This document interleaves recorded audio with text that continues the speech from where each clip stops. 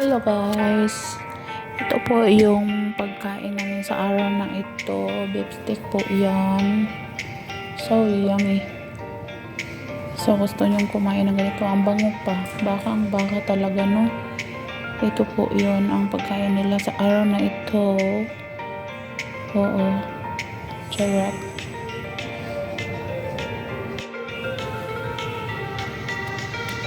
Biryani nga shrimp. Oh, it's yummy yummy. Look good. Sarap. Yala.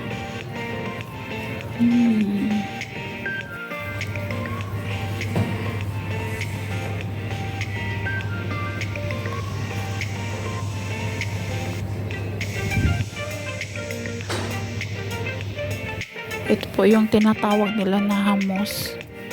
Oo. Or I think potato smash. Look. Ang galing nila mag-plating. Mga lalaki na kaya ibang lahi ang nagtagaluto. Pero masarap yan.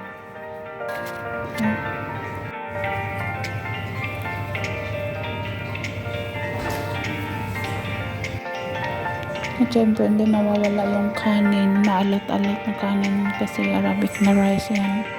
Plain white Indomie. Sarap yan, maalat-alat lang. Hello guys, ito po yung pagkain namin sa araw na ito. Beef steak po yan. So yummy.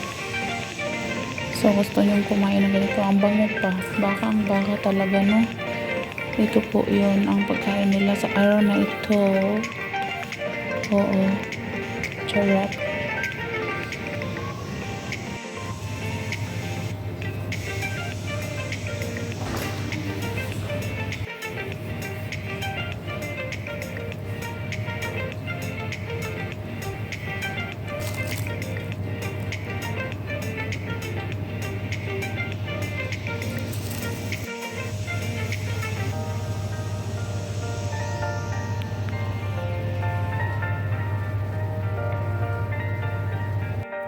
At saka po pizza, vegetables, ewan ko, may spinach, may rockets, baby rockets, may cheese, basta pizza po to.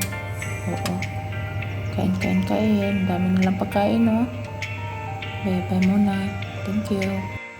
At ito naman po, hindi ko kilala, para murag puso saging nga murag bulak sa bunga sa bulak, laing tigbaho, ay iba ang amoy. Ayoko talaga nito pero paborito to ni nanay at saka ni tatay. Ang mahal pa naman nito.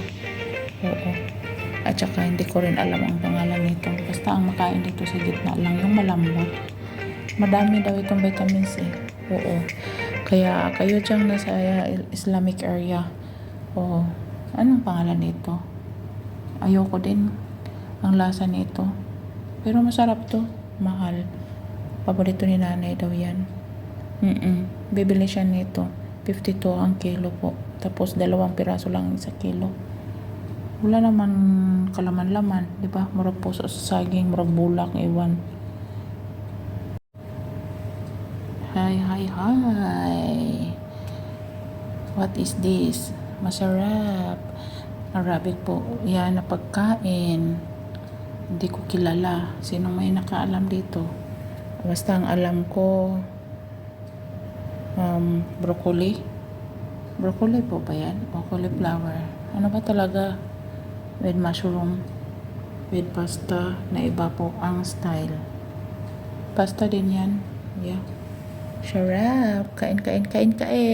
Hello.